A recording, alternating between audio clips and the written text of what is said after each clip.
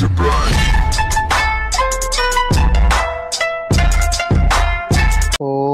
सदाशिवसमारंभां श्रीशंकराचार्यमध्यमाम् अस्मदाचार्यपर्यन्तां वन्दे गुरुपरम्पराम्। वाक्चकारं वररुचिं भाष्यकारं पतञ्जलिं पाणिनिं सूत्रकारं च प्रणतोऽस्मि मुनित्रयम्। नमस्ते शारदे देवी काश्मीरपुरवासिनी त्वामहं प्रणौमि नित्यं विद्या बुद्धिश्च देहि मे। नमो नमः समेभ्यः भवतां सर्वेषाम् अद्यतनीय संस्कृतकक्षायां स्वागतम वंदनम अभिनंदनम। कल हमने उपपद विभक्तियों का परिचय जाना था और हमने जाना था प्रथमा विभक्ति और द्वितीय विभक्ति के विषय। तो एक बार पुनः हम रिवीजन के लिए बता देते हैं कि जो प्रथमा विभक्ति है वो कहाँ कहाँ होती है। तो कर्ता जहाँ पर होता है वहाँ प्रथमा होती है। संबोधन में भी प्रथमा विभक्ति होती है। और हाँ, कल कल के लिए एक छोटा सा करेक्शन है। कल मैंने आपको बताया था कर्म दो प्रकार का होता है, एक उक्त कर्म होता है, एक अनुक्त कर्म होता है। उक्त कर्म का अर्थ होता है जो कहा गया है, अनुक्त का अर्थ होता है जिसे कहा नहीं गया है। तो कल मैंने जो गलत बात बोली थी वो ये है कि मैंने बोल दिया था कि जो प्रथमा है वो अनुक्त कर्म में होती है, तो आप उसका सुधार कर लें। प्रथमा अनुक्त में नहीं बल्कि उक्त कर्म में होती है, यानी कि कहाँ होती है, कर्मवाच्य में और भाववाच्य में, कि वहां पर कहा जाता है कि ये जो कर्म है ये प्रथमा विभक्ति का है, तो वहां उक्त कर्म में प्रथमा होगी और अनुक्त कर्म में द्वितीया होगी। इसके बाद हमने द्वितीय विभक्ति के विषय में जाना था। तो कर्ता को जो सबसे अभीप्सित होता है उसे हम कहते हैं कर्म। ठीक है। और अभीप्सित किस लिए होता है कि वो जो क्रिया करेगा उस कार्य को करने के लिए, और वहां पर कौन सी विभक्ति होगी, द्वितीय विभक्ति होगी। साथ में हमने जाना था कि कहाँ कहाँ पर द्वितीय होती है। तो मैंने आपको बताया था अभिता, परितः, उभयतः, सर्वतः, हा, प्रति, इन शब्दों के योग में तो यहाँ आप देख रहे द्वितीय हैं विभक्ति ये होती है। नया नियम है द्वितीय विभक्ति का, लिखा है काला धनो रतयंत संयोगे। ये पाणिनीय व्याकरण का सूत्र है। ठीक है। तो यहाँ पर क्या बताया जा रहा है कि जहाँ पर काल और ध्वनि इनका अत्यंत संयोग हो, यानी कि यहाँ पर आप देखें, यहाँ लिखा हुआ पहला पॉइंट कि यदि किसी काल में कोई क्रिया लगातार हो तो ऐसे कालवाची पद में द्वितीय विभक्ति होगी। ठीक है। यानी कोई काल में है ना, जैसे कि कोई काम है जो कि पहले से चला आ रहा है। ठीक है, पहले से कोई काम हो रहा है और अभी तक चल रहा है। अंग्रेजी में इसको हम कहते हैं कि परफेक्ट कंटिन्यूअस टेंस, यानी काम पहले से भी है और अभी भी चल रहा है। तो जो फिर ऐसे ऐसे जो वाक्य हैं वहां पर जो कालवाची शब्द होगा, मतलब जो शब्द काल के विषय में बताएगा, उसमें हम कौन सी विभक्ति करेंगे, द्वितीय। अभी हम उदाहरण के माध्यम से इसको समझ लेंगे। आगे दूसरा पॉइंट है इसी तरह अध्व। अध्व बोलते हैं मार्ग की दूरी। ठीक है, यानी मार्ग कितना दूर है, जैसे 1 किलोमीटर है, 2 किलोमीटर है। तो ऐसे मार्ग की दूरी बताने वाले शब्दों में भी क्या होता है, द्वितीय विभक्ति हम वहां पर लगाते हैं। ठीक है, उदाहरणों के माध्यम से इस नियम को अच्छे से समझते हैं। तो यहाँ पर पहला उदाहरण है छात्रः मासम अधीते, यानी कि जो छात्र है वो मासम यानी 1 महीने से, अधीते अर्थात पढ़ रहा है या अध्ययन कर रहा है। ठीक है, ये यहाँ पर अधि उपसर्ग पूर्वक धा धातु है। ठीक है, तो अधीते शब्द बनाया है इन्होंने। तो ये कौन सा पद है, ये आत्मनेपद है।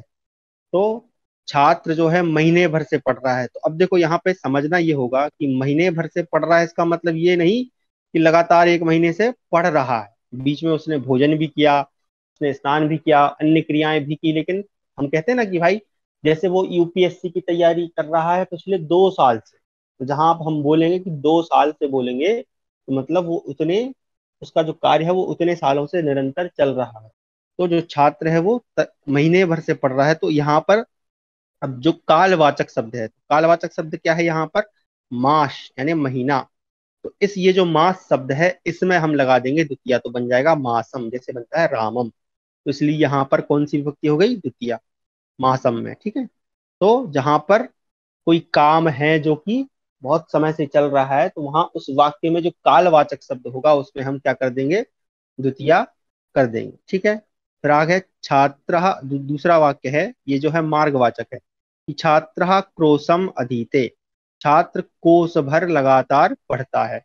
यानी कि छात्र जो है लगातार, क्रोश बोलते हैं कोश, जो एक शब्द होता है संस्कृत में आपने या हिंदी में सुना होगा, एक कोश। तो एक कोश का अर्थ होता है कि जैसे हम बोलते हैं ना वित्त कोश, यानी बटुआ जहाँ पे हम धन रखते हैं, एक कोश वो होता है, लेकिन वहां पे ध्यान रखें कि उस वाले कोश में ये वाला सा होता है, और इस वाले कोश में, इस कोश का अर्थ होता है, आप ऐसे समझ लें कि एक जो एक कोश है उसमें लगभग 3.5 किलोमीटर इतना वो होता है, कोश हम उसको बोलते हैं। हिंदी में लिखते समय इसमें जो है दंत सा हो जाता है, ठीक है, इसमें जब हिंदी में लिखेंगे तो इसमें दंत सा हो। तो जो छात्र है वो लगभग एक कोश से पढ़ रहा है या पढ़ता है। ठीक है, आगे ये चलो इसको थोड़ा सा ये थोड़ा सा घुमाने वाला वाक्य, इसको छोड़कर इसको देख लेते हैं कि क्रोशम गृही वर्तते। तो क्रोशम यानी कि कोस भर, ठीक है, गिरी यानी पर्वत, और वर्तते अर्थात है, यहाँ पे वर्त धातु है जिसका अर्थ होता है होना। तो जो पर्वत है, जो पर्वत है गिरी, जो गिरी है यानी पर्वत है, वो कितना है, कितना है वो, एक कोश यानी कि लगभग 3 किलोमीटर लंबा फैला हुआ पर्वत है। तो यहाँ पे चूंकि पर्वत का क्या बता रहे हैं, मार्गवाचक है ना, तो कितना है वो, एक कोस के बराबर है। तो वहां पे जो क्रोश शब्द शब्द था उसमें उन्होंने कौन सी लगा दी, द्वितीय लगा दी। आगे चलते हैं, अब देखें चौथा वाक्य है क्रोशम कुटिला नदी। तो जो नदी है उसकी यहाँ पे विशेषण क्या दिया गया, कुटला, कुटिला, कुटिल का अर्थ होता है टेढ़ा, टेढ़ा जो रहता है। तो ये जो नदी है वो कितनी टेढ़ी है, तो क्रोशम अर्थात एक कोश जो नदी है वो कैसी है, टेढ़ी है। तो यहाँ पर बता रहे हैं मार्ग के विषय में, ठीक है। उसी तरह से देखें पांचवा वाक्य, ये कालवाचक है। तो सहा मासम अधीते रामायणम, यानी कि वह, सहा मतलब वह, अधीते यानी पढ़ता है, रामायणम यानी रामायण को, कब कब से पढ़ रहा है, तो एक महीने से, तो वह महीने भर से रामायण पढ़ता है।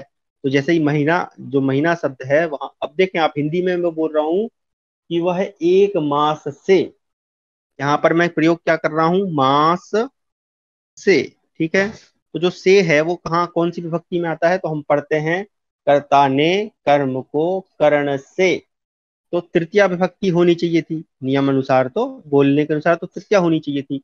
लेकिन चूंकि ये जो है कालवाचक है और कार्य कई समय से हो रहा है, इसलिए यहाँ पर तृतीया ना होकर क्या हो जाएगी, द्वितीया हो जाएगी। अर्थ तृतीया का ही होगा, परंतु यहाँ पर हम लगाएंगे कौन सी विभक्ति, द्वितीया। तो इस प्रकार से हो गया सहा मासम अधीते रामायणम। अंतिम वाक्य है सहा सप्ताहम पठिष्यति, वह सप्ताह भर पठिष्यति यानी पढ़ेगा, तो भविष्य काल हो गया, ठीक है। यहाँ पर थोड़ा सा इन्होंने गलत अनुवाद लिख दिया है, वर्तमान काल लिख दिया, ठीक है। तो ये द्वितीय विभक्ति के इसके अतिरिक्त और भी नियम होते हैं, ठीक है। हाँ, एक मैंने आपको कल बताया था, अधि उपसर्ग पूर्वक वस धातु, स्था धातु और शी धातु, इनमें अगर हम अधि उपसर्ग लगाकर प्रयोग करते हैं तो वहां पर द्वितीया होती है, ये बताया था मैंने कल, ये मुझे याद नहीं है। तो ये 3-4 नियम हमने पढ़ लिए हैं द्वितीय विभक्ति के। इसके अतिरिक्त और भी नियम है, अगर आप पढ़ना चाहते हैं अलग से तो आप इंटरनेट पे ढूंढ सकते हैं, एक पुस्तक है विभक्ति बल्लरी करके, या आप ढूंढ सकते हैं कारक बल्लरी या कारक विभक्ति ऐसे करके एक पुस्तक है। तो उसमें आपको सारे व्याकरण के नियम मिल जाएंगे, या होगा तो कभी मैं आपको किसी से वो नोट्स लेके भेज दूंगा। अब हम आते हैं हमारे तृतीया विभक्ति के कारक, करण कारक पे। तो इस ये जो करण कारक है, इसको हमने जब पढ़ते समय हमने सीखा था कि ये क्या होता है, इसको हम कहते हैं साधन, ठीक है। करण का दूसरा एक नाम हमने दिया था साधन। साधन का मतलब होता है कि जो हमें सहायता प्रदान करे, जो भी हम कार्य कर रहे हैं। जैसे कि हमने एक वाक्य बनाया कि शिक्षक लिखता है, ठीक है। तो शिक्षक लिख रहा है, तो अब लिखने के लिए उसको क्या चाहिए, कुछ ना कुछ उसका कर्म, उसका जो अभीष्टतम होगा वो क्या होगा, कर्म होगा। तो शिक्षक पुस्तक लिखता है, ठीक है। तो पुस्तक क्या हो गई, उसका कर्म हो गया। अब पुस्तक जो लिख रहा है, उस पुस्तक को लिखने के लिए भी उसे किसी तीसरी व्यक्ति की आवश्यकता पड़ेगी, यानी किसी साधन की आवश्यकता पड़ेगी। तो हम बोल देंगे कि शिक्षक पेन से, तो वो पेन जो है उसका साधन है लिखने का, इसलिए वो पेन जो है उसका क्या हो जाएगा, करण हो जाएगा। तो करण का अर्थ होता है साधन, तो जो सहायता प्रदान करे कर्ता को अपनी क्रिया पूर्ति के लिए, उसका हम कहते हैं करण। आगे इसका सूत्र भी दिया है, साधक तमम करणम, यानी कि क्रिया की सिद्धि में जो सबसे अधिक उपकारक होता है उसे करण कहते हैं। जो मैंने बताया उसी का यहाँ पर लिखा हुआ है। फिर आगे लिखा है क्रिया सिद्धौ प्रकृष्टोपकारकम करण संयम स्यात्, ये परिभाषा है इसकी संस्कृत में। आगे हम देखते हैं, अब यहाँ पे उदाहरण दे रहे हैं, सहा हस्तेन मिष्ठानम वितरति। तो यहाँ पर देखें कि सहा मतलब वह है, हस्तेन हाथ से, मिष्ठान्नम मिठाई को, वितरती अर्थात बांटता है। यहाँ पर मिठाई बांटने का काम हो रहा है, ठीक है। तो किससे हो रहा है, तो हाथ से। तो हाथ का क्या हो गया, साधन हो गया। तो इसलिए साधन में हमने कौन सी विभक्ति कर दी, तृतीया। तो ये तो हम पहले भी पढ़ चुके हैं। अब आते हैं हम लोग इसके नियम पे। तो अब ये उपपद नियम क्या है, बोल रहा है कर्तरीकरणयोस् तृतीया, यानी कि जहां पर अनुक्त कर्ता अर्थात जहां पे कर्ता को बोला नहीं जाता वहां पर कर्मवाच्य और भाववाच्य होगा। अनुक्त कर्म यानी कि जहां पर कर्मवाच्य और भाववाच्य होगा, तो उसका जो कर्ता होगा, जो हमने सीखा था पिछली बार कर्मवाच्य और भाववाच्य के उसमें, कि जो कर्मवाच्य और भाववाच्य होते हैं तो उनका जो कर्ता होता है वो कौन सी विभक्ति में होता है, तृतीया विभक्ति में। ये हमने पढ़ा था। तो यहाँ पर ये नियम यही है, यही बता रहा है कि जहां पर कर्मवाच्य और भाववाच्य होंगे वहां पर जो कर्ता होगा वो भी तृतीया में होगा। जैसे उदाहरण के लिए ये वाला वाक्य मैं आपको बता देता हूँ, अन्य वाक्य भी हैं, आप पढ़ लीजिएगा, मैं भेज दूंगा कि रामेण बाणेन हतो बाली, जो राम हैं उनके द्वारा बाण से, हतः यानी मारा गया, हतः जो शब्द है इसमें कौन सा प्रत्यय हुआ, तो देखें ता लगा हुआ है, हन धातु है, तो तह प्रत्यय भूतकाल है, ठीक है। ऐसे आप लोग जहां जहां शब्द देखें। और हतो क्यों हो गया, क्योंकि यहाँ पे आप देखें तो ये कौन सी संधि है, ये विसर्ग संधि है। अगर इसका विच्छेद करेंगे तो बनेगा हतः बाली। तो यहाँ विसर्ग के पहले अकार, बाद में वर्ग का तीसरा अक्षर, तो ये जो विसर्ग है वो किसमें परिवर्तित हो गया, ओ में। तो देखो कितनी सारी चीजें जो हमने पहले पढ़ी हैं वो यहाँ पर काम आती है।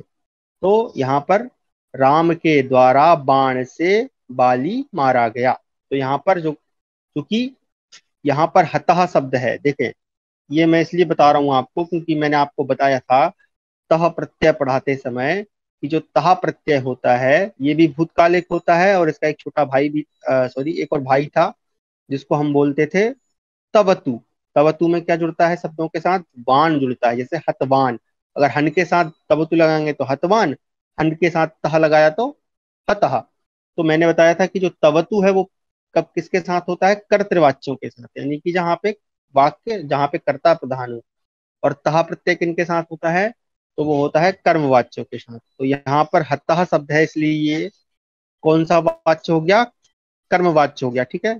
तो यहाँ पर जो रामेण है वो उसका कर्ता तृतीया में आएगा। तो याद रखिए कर्मवाच्य और भाववाच्य में जो कर्ता है वो तृतीया में होता है। चलिए अगला देखते हैं हम लोग। तो जो अगला इसका सूत्र है वो हट गया है। इसका सूत्र ये है, मैं आपको बता देता हूँ, इसका सूत्र मैं बोल के बता देता हूँ। इसको बोला जाता है येनांग विकारः।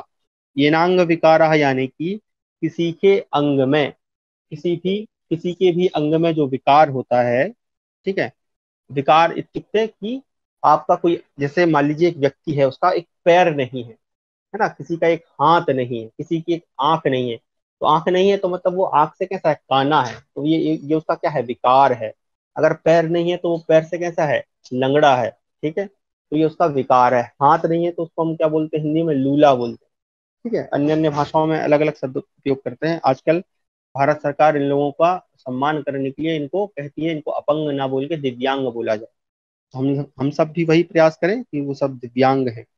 तो ऐसा व्यक्ति जो दिव्यांग है, तो वो जिस अंग से दिव्यांग है, यानी उसका अगर हाथ नहीं है, तो वो जो हाथ शब्द है उसी में तृतीया विभक्ति होगी ना, क्योंकि बोल रहे हैं ना एनांग विकार, जिस अंग में विकार है वहां पर तृतीया होती है। तो देख लेते हैं यहाँ पर पहला, जैसे कि देखें यहाँ पर लिखा हुआ खलवाट। खलवाट का अर्थ होता है गंजा। जो गंजा व्यक्ति होता है उसको बोलते हैं खलवाट। तो गंजा होना भी एक प्रकार का विकार है। अच्छा, अब गंजा किससे होता है, तो सर से है ना, कि भाई इसके सर पे तो बाल ही नहीं है। तो जो सिर शब्द है इसका, ये जो मूल शब्द है वो क्या है, शिरस शब्द है, शिरस। तो शिरस शब्द के तृतीया में बनता है सिरसा।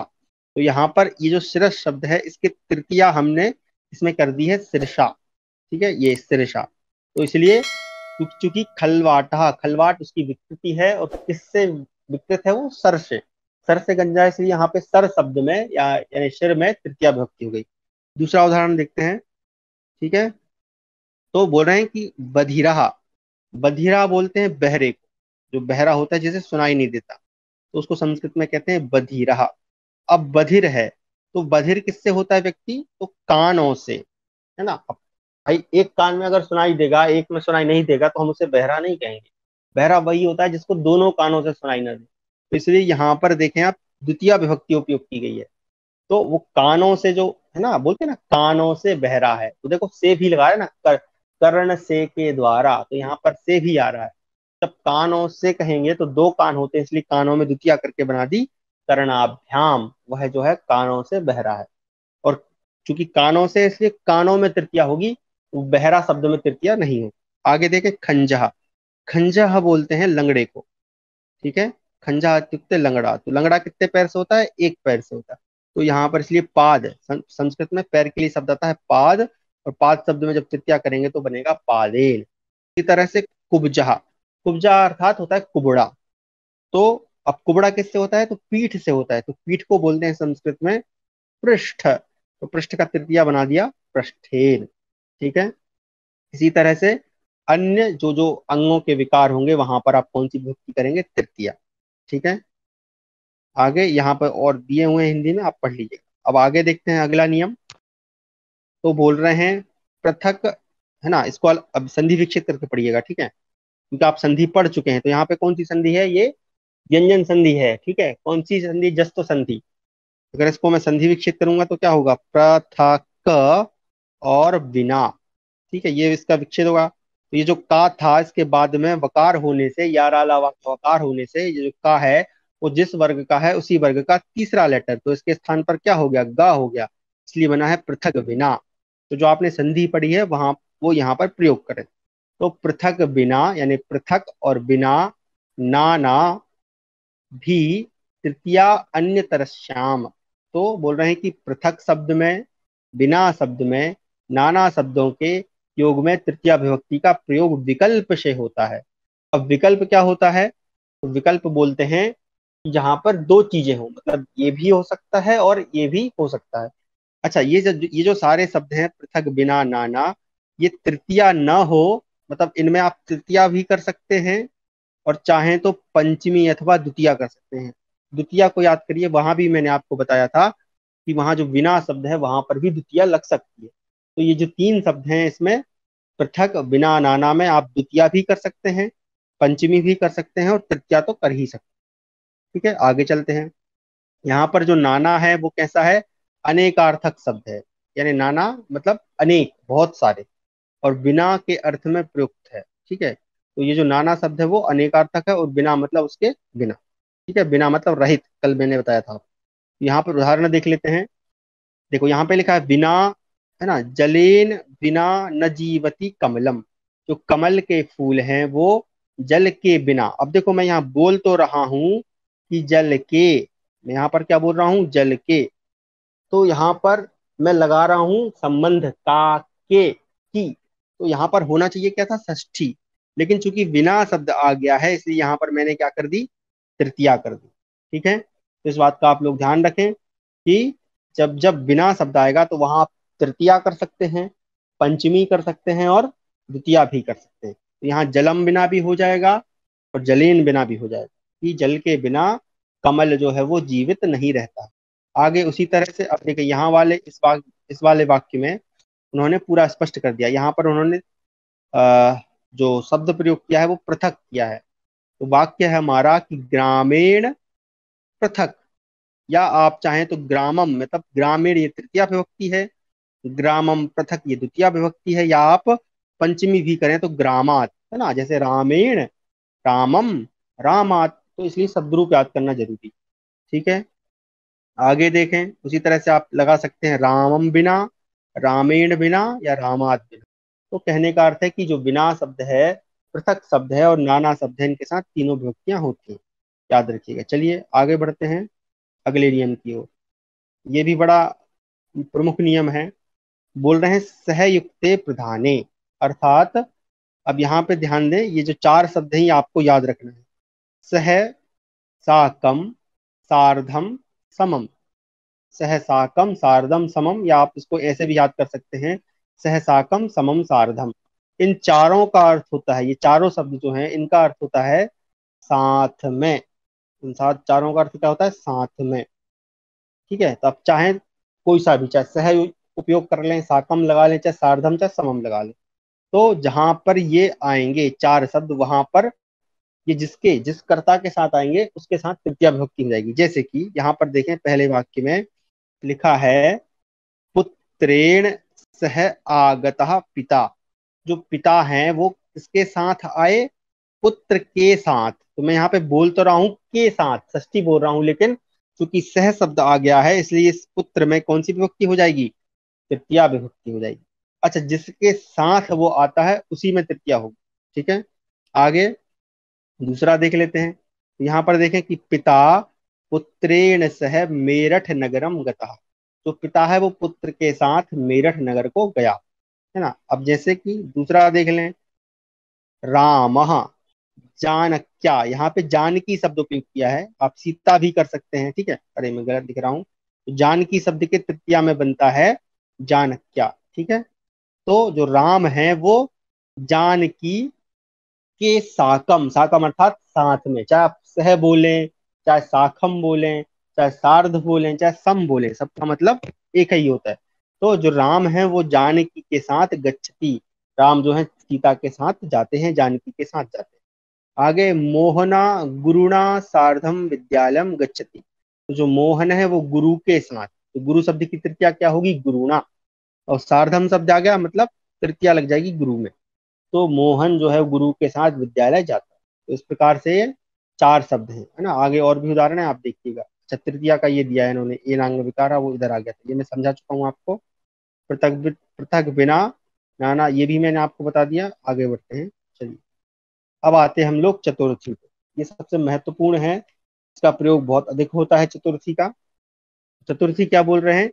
कर्मणा यम अभिप्रेति संप्रदानम। अर्थात कर्ता दान कर्म के द्वारा जिसे अभिप्रेत करता है, अर्थात कर्ता जिसे कुछ देता है या जिसके लिए कुछ करता है, वह क्या होता है? संप्रदान कहलाता है। ठीक है, यहाँ पे ध्यान देंगे आप लोग। दान कर्म, किसी को कुछ भी देना। एक बार जब मैं आपको धातु रूप पढ़ा रहा था तब मैंने बताया था कि जो दा धातु है उसमें हमेशा चतुर्थी विभक्ति होती है। क्यों होती है? कि दा मतलब होता है देना, और देना जहां पर होगा वहां पर निश्चित है चतुर्थी होगी ही होगी। तो कर्ता जो भी किसी को, देखो संप्रदान, अगर आप इस शब्द को देखें, इसका अगर आप विच्छेद करें तो क्या क्या है यहाँ पर? एक सेकंड में इसको साफ करूं फिर आपको बताता हूँ। ये जो संप्रदान शब्द है इसमें सम उपसर्ग है, ठीक है, प्रा उपसर्ग है, और दान शब्द है। तो दानम को अगर हम लें तो इसमें दा धातु में ल्युट प्रत्यय करके दानम शब्द बना है। आप लोग प्रत्यय पढ़ चुके हैं। ठीक है, तो संप्रदान यानी अच्छे से प्रदान करना, अच्छे से देना। आगे देखिए, इसकी परिभाषा लिखी है नीचे। सम्यक प्रदीयते अस्मै तत् संप्रदानम। जिसको सम्यक यानी अच्छा, जिसको अच्छे से दिया जा रहा है वही क्या होता है? संप्रदान होता है।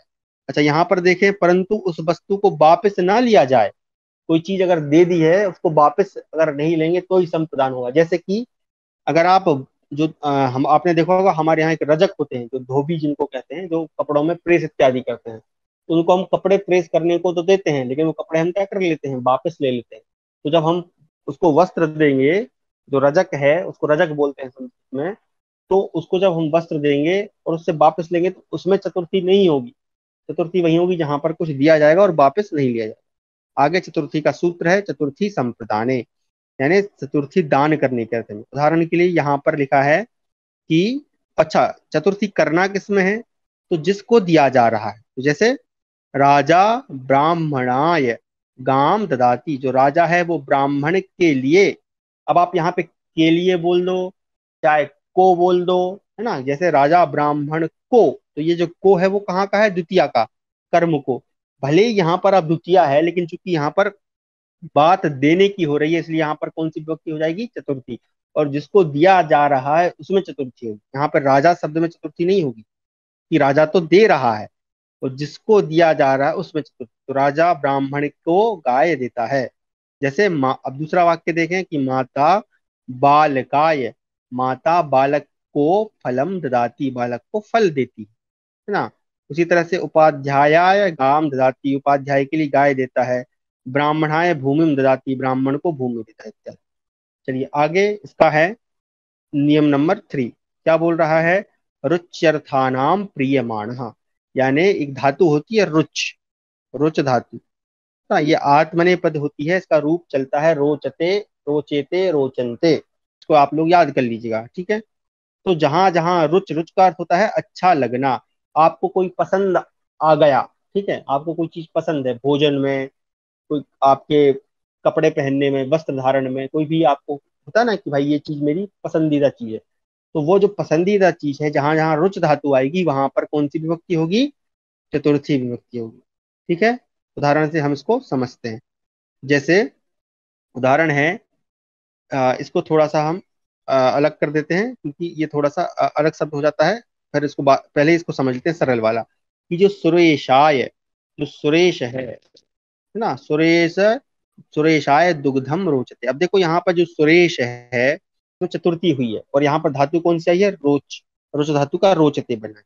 तो जो सुरेश है उसको दूध अच्छा लगता है। तो यहाँ पे मैं बोल तो रहा हूँ सुरेश को, यानी द्वितीया बोल रहा हूँ, लेकिन लगाऊंगा कौन सी विभक्ति? चतुर्थी, क्योंकि यहाँ पे रुच धातु है। तो एक धातु आपने कौन सी सीखी? दा धातु। दूसरी धातु आपने सीखी रुच धातु। जहां जहां ये आएंगी वहां पर चतुर्थी विभक्ति हो जाएगी। अच्छा, दूसरा पहला वाक्य देखें, तो ये मैंने हटा इसलिए दिया था क्योंकि ये पे हरये शब्द है। हरये शब्द कहाँ बनता है? हरि, जो इकारांत पुल्लिंग है उसकी चतुर्थी में बनता है हरये। तो हरये रोचते भक्ति, जो हरि है उसको भक्ति अच्छी लगती है, उसको भक्ति करना अच्छा लगता है। अब आगे देखें, मह्यम। अब ये मह्यम कहाँ बनता है? तो आप लोगों को शब्द रूप पढ़ाए थे मैंने, अस्मद शब्द है एक, अस्मद शब्द की चतुर्थी में बनता है मह्यम, है ना। मह्यम अवाभ्याम अस्मभ्यः, ऐसे रूप बनते हैं। तो मह्यम यानी मेरे, मुझे, मुझको, मेरे लिए, मोदकम यानी लड्डू, रोचते यानी अच्छे लगते हैं। तो जहां जहां अच्छे लगने की बात आएगी वहां पर हम चतुर्थी विभक्ति कर दे। चलिए अब आगे बढ़ते हैं। तो ये बोल रहे हैं स्प्रेह, सॉरी स्प्रेहरीप्सितः। स्प्रिय एक धातु होती है जिसका अर्थ होता है चाहना, है ना। किसी को क्या बोलते हैं? चाहना मतलब इच्छा करना उसकी, कि भाई ये मेरे को मिल जाए, है ना। अभीप्सा, यहाँ पे देखे लिखा है चाह, इच्छा या अभीप्सा। किसी को किसी चीज की जो चाहत है, ठीक है, उस चाहत को, उसमें हम कौन सी विभक्ति, जहाँ पे स्प्रिय धातु आएगी वहां पर क्या हो जाएगा? सॉरी चतुर्थी विभक्ति हो जाएगी। पढ़ते हैं आगे, जैसे कि लिखा है सा। अब यहाँ पे जो सा है वो कौन है? स्त्रीलिंग है, क्योंकि आकारांत है। सहा पुरुषेभ्या स्प्रियति, वह जो लड़की है वो किसको चाहती है?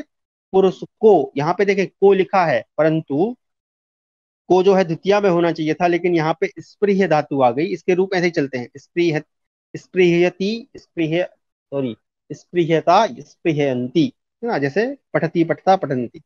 तो इस प्रकार से वह जो है पुरुष को चाहती है। तो पुरुष को चाहती है मतलब क्या हो गया यहाँ पर? चाहने के अर्थ में पंचमी हो गई, और पुरुषेभ्य, सॉरी माफ की, चतुर्थी हुई। वह पुरुषों को चाहती है, वह जो है बहुत सारे, यहाँ पे देखें बहुवचन है, तो पुरुषेभ्या, जैसे रामेभ्या। आगे बढ़ते हैं, रमा। अब रमा नाम की लड़की पुष्पेभ्य, पुष्पेभ्य स्पृहति। तो रमा है वो फूलों को चाहती है, या उसकी इच्छा करती है, ठीक है। उसी तरह से बालिका, लड़कियों को, फलेभ्यः स्पृहन्ति। यहाँ पे बहुवचन में प्रयोग किया है क्योंकि कर्ता बहुवचन में। तो लड़कियों को फल जो है, फलों की चाह है या फलों की चाहत वो करती है। जैसे कि अगर अगर मैं अपनी बात करूं या हम सबकी बात करें, तो अहम संस्कृताय स्पृहयामि, मैं संस्कृत को चाहता हूं, मैं चाहता हूं कि संस्कृत मुझसे बने, ठीक है। अगला, अब अंतिम और सबसे महत्वपूर्ण, बोल रहे हैं नमः, स्वस्ति, स्वाहा, स्वधा, अलम। ये जो अवग्रह है वो आ के अर्थ में है। तो अलम, वशष्ठ, योगाच, यानी कि नमः शब्द में, स्वस्ति शब्द में, स्वाहा शब्द में, स्वधा शब्द में, अलम, अलम का मतलब होता है बस करना, ठीक है। अलम का अर्थ होता है बस, रुक जाओ, बस इतना ही। और वशट, अच्छा ये नमः नमस्कार। स्वस्ति का मतलब होता है कल्याण। स्वाहा जो होता है यज्ञ में आहुति देने के लिए, बलि देने को जिसको बोलते हैं, वो बलि देना मतलब काटना पीटना नहीं, है ना। आहुति देने को भी बलि देना कहा जाता है, बलि। स्वधा, तो स्वाहा जो है देवताओं के लिए होता है। स्वधा जो है हमारे पितरों के लिए होता है, जो हमारे पितर हैं हमारे जो पूर्वज हैं, आपने देखा होगा हम लोग पितरों की भी पूजन करते हैं पितृपक्ष में। तो जब उनके प्रति होम किया जाता है, हवन किया, हमारे यहाँ नित्य जो है ब्राह्मणों को या जो ब्राह्मण वर्ण हैं, ठीक है, उनको प्रतिदिन यज्ञ करने का, बलि वैश्वदेव करने का विधान किया गया है हमारे कर्मकांड में।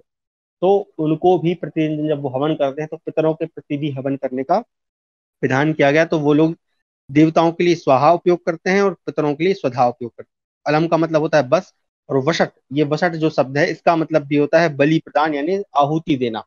लेकिन ये किस किस अर्थ में प्रयोग होता है? ये तांत्रिक क्रियाओं में, जो तांत्रिक लोग हैं वो वशट का प्रयोग करते हैं, है ना। चलिए आगे अब देखें। तो यहाँ पर शब्द है जैसे कि नमः। तो जैसे ही नमः यानी नमस्कार है, जहां जहां नमः शब्द आएगा वहां पर क्या हो जाएगा? गणेशाय। अब इसमें कई लोगों को मैंने बोलते सुना है, ऐसे बोलते हैं गणेशम नमः। अब गणेशम नमः वो क्यों बोलते हैं? क्योंकि वो बोल रहे हैं कि गणेश को नमस्कार है। तो यहाँ पर को लगाने के लिए, अब उनको पता है कि जो को है वो कहाँ होता है? द्वितीया विभक्ति। तो वो क्या करते हैं, यहाँ पे द्वितीया लगा देते हैं और बोल देते हैं गणेशम नमः, जो कि गलत है। इस प्रकार से नहीं होगा। क्यों? यहाँ पे गणेशम नहीं होगा, बल्कि क्या होगा? गणेशाय होगा। क्योंकि नमः शब्द के साथ हमेशा द्वितीया विभक्ति, सॉरी माफ कीजिए, चतुर्थी विभक्ति आती है। तो जैसे ही नमः शब्द आया, इसलिए मैंने गणेश में क्या लगा दिया? चतुर्थी, गणेशाय। उसी तरह से शिवाय, है ना, देवेभ्या, बहुवचन में देवेभ्या। अब विष्णु शब्द में जाएंगे तो विष्णु का चतुर्थी बनता है विष्णवे। तुभ्यम, ये युष्मत शब्द है, तुम्हारा, है ना। स्वस्ति मतलब स्वस्ति का अर्थ कल्याण कारक भी होता है, ठीक है। तो तुम्हारा, तुभ्यम स्वस्ति, तुम्हारा कल्याण हो।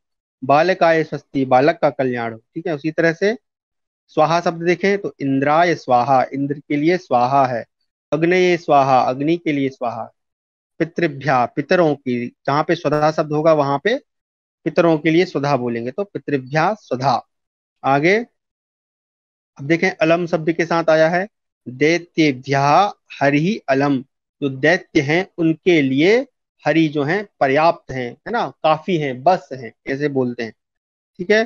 तो इस अर्थ में भी हम चतुर्थी का प्रयोग करते हैं। तो नमः, स्वस्ति, सदा, स्वाहा, अलम, वसट, इसके प्रयोग में हम किसका प्रयोग करते हैं? चतुर्थी विभक्ति का। आगे चलते हैं। चतुर्थी का एक और प्रयोग आ गया है, तो बोल रहे हैं क्रोध, द्रुह, ईर्षा, असूयार्थानाम यम प्रतीकोपः। यानी कि ये सब धातुएं हैं। तो क्रोध, क्रोध मतलब होता है क्रोध करना। द्रोह मतलब द्रोह करना। द्रोह करना मतलब जैसे देशद्रोही, देश से द्रोह करना, अंदर अंदर उसके प्रति नुकसान करना। ईर्षा करना, जलना किसी से। और असूय, तो ईर्षा और असूय दोनों समानार्थी हैं लगभग लगभग। लेकिन अगर हम गहरे कॉन्टेक्स्ट में जाएंगे तो थोड़े चेंज हो जाएंगे। तो ईर्षा करना और जलन करना, है ना। तो इन सभी धातुओं के साथ जहां जहां ये धातु आएंगी वहां वहां पे कौन सी विभक्ति होगी? चतुर्थी विभक्ति होगी। जैसे कि जो पिता है, क्रुध्यति, पिता क्रोध करता है, किस पर करता है? तो पुत्राय। तो देखो यहाँ पर लिखा है पुत्राय, चतुर्थी विभक्ति है। लेकिन जैसे ही आप इसका हिंदी अर्थ देखते हैं तो वहां पर आप देखें कैसे लिखा हुआ है, पिता पुत्र पर। तो पर कहाँ होता है? हमने पढ़ा है अधिकरण में पे पर। तो वहां पर होना क्या चाहिए था? सप्तमी होनी चाहिए थी, है ना। नियम के अनुसार तो सप्तमी होनी चाहिए थी, लेकिन यहाँ सप्तमी ना होकर चतुर्थी हो गई। क्यों हो गई? क्योंकि यहाँ पे भैया क्रोध्यति यानी क्रोध धातु आ गई। जहां जहां क्रोध धातु आएगी वहां वहां चतुर्थी हो जाएगी। और जिसके प्रति वो क्रोध हो रहा है, ऐसे नहीं कि पिता पे हम चतुर्थी लगा देंगे, जिसके प्रति वो क्रोध किया जा रहा है उसमें चतुर्थी करेंगे। तो यहाँ पे पिता जो है वो किसके प्रति क्रोध कर रहा है? तो पुत्र के प्रति, तो पुत्र में चतुर्थी हो गई। उसी तरह से दुष्टाहा सज्जनाय द्रुह्यंती, जो दुष्ट हैं वो सज्जन से। अब देखो यहाँ पर से आ गया, तो यहाँ पर कौन सी विभक्ति आ गई? पंचमी। लेकिन पंचमी ना होके यहाँ पर चतुर्थी होगी। क्यों? क्योंकि यहाँ पे द्रुह्य धातु आ गई, यानी द्रोह करते हैं उनसे, उनका द्रोह करते हैं। आगे बढ़ते हैं। लिखा है कंसः कृष्णाय ईर्षति। जो कंस है वो कृष्ण से ईर्षा करते हैं, ठीक है। दैत्याः देवेभ्यः असूयन्ति। जो दैत्य हैं वो देवताओं से जलते हैं, है ना, जलन करते हैं। उसी तरह से यहाँ पर एक बड़ा इन्होंने फिल्मी डायलॉग लिख दिया कि तनुश्री दत्ता नाना पाटेकराय क्रुध्यति। जो तनुश्री दत्ता नाम की कोई हीरोइन है वो नाना पाटेकर पे क्रोध करती है। ठीक है, उस टाइम कोई केस वेस चल रहा होगा इनका, इसलिए इन्होंने यहाँ पे डाल दिया। तो इस प्रकार से कौन कौन सी धातुएं हो गई हमारी, कि क्रोध करने के अर्थ में, द्रोह करने के अर्थ में, ईर्षा करने के अर्थ में, और जलन करने, असूय धातु, इन सभी के अर्थ में जो है चतुर्थी विभक्ति होगी। इनके रूप आप देखना चाहें तो यहाँ से देख सकते हैं। तो जैसे पठ धातु चलती है वैसे ही सारे ये चलेंगे। ठीक है, सभी लकारों में। तो क्रुध्यति, क्रुध्यता, क्रुध्यंती, है ना, द्रुह्यति, द्रुह्यता, द्रुह्यंती, ईर्ष्यति, ईर्ष्यतः, ईर्ष्यंती, असूयति, असूयतः, असूयंती। आप बाकी लकारों के बना लीजिए, जहां जहां ये आएंगे वहां वहां पर चतुर्थी विभक्ति होगी। अब हम आते हैं हमारी आज की अंतिम विभक्ति पंचमी में। तो इसका नाम है पंचमी। इसका कारक का नाम है अपादान। इसका अर्थ होता है, इसका कारक चिन्ह होता है से, और ये से किस अर्थ में होता है, अलग होने के अर्थ में। ये हम पहले पढ़ चुके हैं। जहां पर कोई चीज अलग हो रही हो वहां पर पंचमी होती है। तो ध्रुवम अपाय अपादानम, ये बोल रहे हैं अपाय मतलब अलग होना, अर्थात जो चीज कोई स्थिर वस्तु है ना, जैसे कि मैं अभी समझ लीजिए टेबल पे बैठा हुआ हूँ, है ना, तो टेबल कैसी स्थिर है। अब टेबल से मैं उठ जाऊं और थोड़ा कहीं आगे जाऊं, तो मैं क्या हुआ, टेबल से दूर हो गया, अलग हो गया। तो अलग होने के अर्थ में, तो जो मैं अलग हो रहा हूँ, ठीक है, तो चूंकि मैं अलग मैं हो रहा हूँ, इसलिए पंचमी किस में होगी, मेरे में, मतलब मेरी संज्ञा क्या हो जाएगी, अपादान हो जाएगी। तो जो जिससे अलग होता है उसमें कोई कौन सी विभक्ति होती है, पंचमी विभक्ति होती है। जैसे उदाहरण यहाँ पे दे रहे हैं कि वृक्षात पत्रम पतति, वृक्ष से पत्ता गिरता है। अब पत्ता गिरता है कहाँ से, वृक्ष से, तो वृक्ष से क्या हो रहा है, वो दूर हो रहा है। तो वृक्ष जो है वो स्थिर है, उससे अलग हो रहा है, इसलिए वृक्ष में कौन सी विभक्ति हो गई, पंचमी। ठीक है, आगे। अब ये बोल रहे हैं अपादाने, तो जिसकी अपादान संज्ञा हो गई उसमें पंचमी कर देंगे। ठीक है, तो सह ग्रामात गच्छति, वह गांव से जाता है। तो गांव से क्या कर रहा है, वो दूर जा रहा है। दूर जाने कहाँ से जा रहा है, तो गांव से जा रहा है, इसलिए गांव में कौन सी विभक्ति हो गई, पंचमी। ठीक है, तो ये दोनों इसके सामान्य नियम है। अब आ जाते हैं इसके विशिष्ट नियमों पे फटाफट। बोल रहे हैं कि आख्यातोपयोगे, जिससे नियम पूर्वक विद्या पढ़ी जाए या कुछ सीखा जाए, ऐसे व्याख्याता, प्रवक्ता, शिक्षक, पढ़ाने वाले की अपादान संज्ञा होगी। जो पढ़ा रहा है उसकी संज्ञा क्या हो जाएगी, अपादान, उसको पंचमी विभक्ति लगाएंगे। जैसे कि उपाध्यायात अधीते, उपाध्याय शिक्षक से पढ़ता है, शिक्षक से सीखता है, पढ़ता है। तो यहाँ पर शिक्षक से सीख रहा है, इसलिए यहाँ पर पंचमी हो गई। उसी तरह से छात्राः गुरोः अधीते, तो गुरु शब्द की पंचमी होती है गुरोः। ठीक है, तो यहाँ पर हो जाएगी, जो छात्र है वो गुरु से सीखता है। उसी तरह से रवि ही शिक्षकात संगीतम शिक्षते, जो रवि है वो शिक्षक से संगीत शिक्षा सीखता है। तो सीखने के अर्थ में कौन सी विभक्ति होती है, पंचमी। ठीक है, तो इसके लिए कौन कौन सी धातुआं हैं, शिक्ष धातु है, अध सॉरी धा धातु है, अधि उस पर पूर्वक ना, और भी धातुएं हैं, आपको मिल जाएंगी। तो इस प्रकार से ये जो है पंचमी विभक्ति हो गई, यहीं तक है। उसके बाद एक और, हाँ ये देखें, तीन चार नियम, इसका एक और है क्या, हाँ ये ठीक है, चल दो नियम और हैं, फटाफट कर लेते हैं, यही समाप्त करेंगे। चलिए, तो बोल रहे हैं जुगुप्सा विराम प्रमादार्थ, सॉरी प्रमादार्थानाम उपसंख्यानम, ये वा लिखा है, वा मतलब विकल्प से। तो जुगुप्सा, जुगुप्सा यानी घृणा करने के अर्थ में, आप किसी से घृणा करें, ठीक है, या कोई आपसे करे। या विराम, जहां पर हम रुक जाएं, वहां पर प्रमाद, प्रमाद बोलते हैं आलस्य करने को ना। तो जहां पर आलस्य काम, तो मतलब जहां जहां पे घृणा वाली धातुएं है ना, जुगुप्सा वाली धातु, विराम वाली धातु या प्रमाद वाली धातु आएंगी, तो वहां वहां पर कौन सी विभक्ति हो जाएगी, पंचमी, उसकी अपादान संज्ञा हो जाती है। तो जैसे कि अब यहाँ पर देखें, जुगुप्स धातु के लिए, जुगुप धातु है उसमें रूप बनता है जुगुप्सते। तो किससे जुगुप्सते, तो पापात जुगुप्सते, पाप से घृणा करता है। तो यहाँ पर चूंकि घृणा शब्द है और किससे है, पाप से, तो यहाँ पाप जो है उसमें कौन सी विभक्ति हो गई, पंचमी। आगे, सह कार्यात विरमति, तो विरम, यहाँ पे बी उपसर्ग पूर्वक रम धातु, है ना, तो क्या हो जाएगा, रुकना, है ना, तो उसका रूप बनता है विरमति। तो वह कार्य से रुकता है, तो रुकने के अर्थ में भी कौन सी विभक्ति होती है, पंचमी, तो वह कार्य से रुकता है। सह पाठनात् प्रमाद्यति, यहाँ पर प्रमाद्यति में प्राउपसर्ग पूर्वक मद धातु है, इसको प्रमाद बोलते हैं। मद यानी घमंड होता है। तो वह पढ़ने से प्रमाद करता है, वह पढ़ने से आलस करता है, तो वहां पर कौन सी विभक्ति हो जाएगी? पंचमी। तो इस प्रकार से ये जो है, जहां जहां पर घृणा, विराम या प्रमाद आएगा वहां पर पंचमी होगी। जैसे ये वाक्य आपने सुना होगा, ये हमारे उपनिषदों का वाक्य है कि स्वाध्यायात मा प्रमदः, स्वाध्याय से प्रमाद मत करो, है ना। स्वाध्याय से, पढ़ने से प्रमाद मत करो, ये इस प्रकार का अर्थ है। चलिए आगे चलते हैं। ये भी एक महत्वपूर्ण है। भीत्रार्थानाम भय हेतु, और तो इसके लिए कौन सी धातु आती है? भी धातु आती है। भी का अर्थ होता है डरना।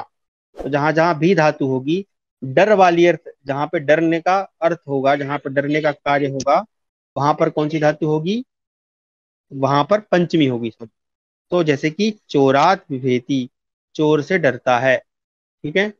उसी तरह से यहाँ देखें, वृकहा सिंघात विभेति, जो वृक है, वृक यानी भेड़िया, है ना, इसका अर्थ एक लोमड़ी भी होता है। तो जो लोमड़ी है या भेड़िया है वो शेर से डरता है, तो जिससे डर रहा है उसमें पंचमी हो जाएगी। जैसे शिशु सर्पाद विभेति, जो शिशु है वो किससे डर रहा है? सांप से। अच्छा, उसके बाद यहाँ पर इन्होंने सूत्र नहीं दिया है, लेकिन यहाँ पर इन्होंने बता दिया है। एक धातु होती है रक्ष, रक्ष यानी रक्षा करना, और एक होती है इसका मैं आपको बता दूं, त्राण धातु या तृण धातु, उसमें ऋणिज करके त्राण बना लेते हैं, ठीक है। तो जहां पे रक्षा होगी, तो पिता पुत्रम सिंघात रक्षति, तो जहां जो पिता हैं वो पुत्र की सिंह से रक्षा करते हैं, तो यहाँ पर पंचमी हो गई। उसी तरह से माता पुत्रम अग्नि रक्षति, माता पुत्र की आग से रक्षा करती है। तो रक्षा करने के अर्थ में मतलब आपने अभी अभी सीखा कि डरने यानी भी धातु में, रक्ष धातु में, और अंत में एक आती है त्राण धातु। तो त्राण का अर्थ होता है त्राण का अर्थ होता है रक्षा करना या बचाना। त्राण का अर्थ होता है एक्चुअल में बचाना। तो पापात त्रायते, पापों से रक्षा करता है अथवा बचाता है। इन सभी जो जितनी भी धातुएं हैं इनमें कौन सी विभक्ति हो जाएगी? पंचमी। ये आख्यात उपयोगी, ये हम पढ़ चुके हैं, यानी कि जहां पर शिक्षक कोई शिक्षा देता है वहां पर पंचमी होती है। तो इस प्रकार से हमने आज पंचमी विभक्ति की उपपद को सीखा। ये अब सारी फोटोज मैं आपको भी भेज दूंगा, आप इनका पुनरअभ्यास करिएगा। और निवेदन आप लोगों से होमवर्क के लिए यही रहेगा, और आप लोगों का जो गृह कार्य है वो यही है। शांति मंत्र के साथ हम समाप्त करते हैं। सर्वे भवन्तु सुखिनः, सर्वे सन्तु निरामयाः, सर्वे भद्राणि पश्यन्तु, मा कश्चित् दुःखभाग् भवेत्। नमो नमः मित्रेभ्यः, पुनः मिलामः।